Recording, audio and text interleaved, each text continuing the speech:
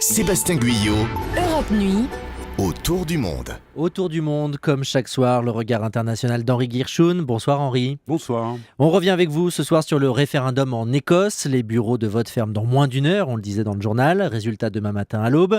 Au-delà du suspense, on va prendre un peu de hauteur avec vous Henri, car ce référendum s'inscrit dans une longue histoire d'indépendance et de sécession. Oui, Lafayette, nous voilà. Rappelez-vous, pendant la Première Guerre mondiale, c'était l'hommage des troupes américaines au fameux marquis, un hommage en reconnaissance de l'aide apportée par les Français aux Américains pendant leur guerre d'indépendance contre la couronne britannique. Et c'est important de le rappeler, car la déclaration d'indépendance américaine, le 4 juillet 1776, a fondé la première nation décolonisée du monde.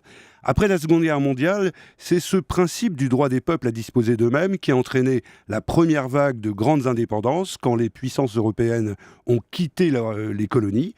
Il y a eu ensuite une deuxième vague dans les années 90 au moment de la dissolution de l'Union soviétique et puis toutes sortes de phénomènes, des États qui éclatent comme la Yougoslavie, des réunions comme en Allemagne après la chute du mur et de nouvelles indépendances comme la dernière, je crois, celle du Soudan du Sud. Et puis Absolument. j'ai regardé les chiffres de l'ONU, c'est édifiant.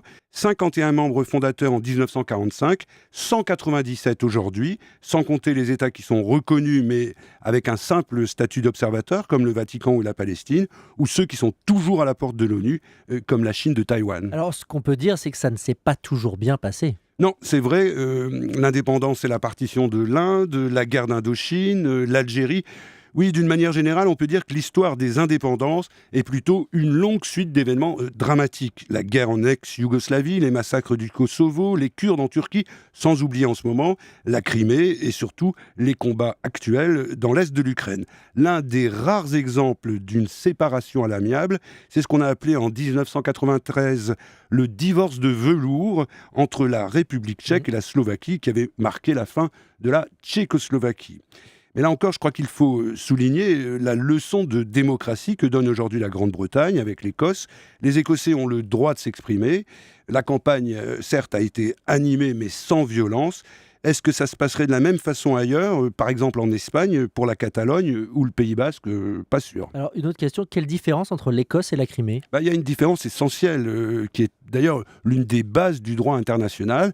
L'État originel doit donner son feu vert à une consultation. Cameron a accepté le référendum, même s'il le regrette peut-être ce soir, tandis que l'Espagne, elle, dit toujours non à la Catalogne. Mais au fond, d'où viennent ces nouveaux rêves d'indépendance ? Bien, ça vient en grande partie d'un phénomène assez paradoxal, c'est que la mondialisation renforce le désir d'identité et de proximité. Ça peut se traduire par un sentiment régional, national, linguistique ou même religieux. Il y a d'ailleurs un mot à la mode chez les spécialistes, un mot un peu barbare, glocalisation, c'est-à-dire la Voilà. contraction entre globalisation et localisation.